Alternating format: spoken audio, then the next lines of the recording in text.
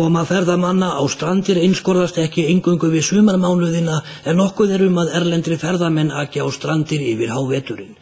Í gærkvöldi heimsótti svissnesk fjölskylda galdrasafnið á Hólmavík og kynnti sér þar sögu galdramála á Íslandi. Þau koma frá Ticino héraðinu í Sviss, hérað þar sem ítalska opinbert tungumál.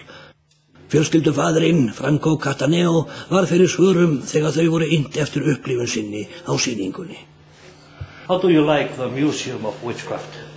I was very surprised because the way that the exposition is done, it's very fine, it's very historical. I mean, I'm very interested in this kind of things, and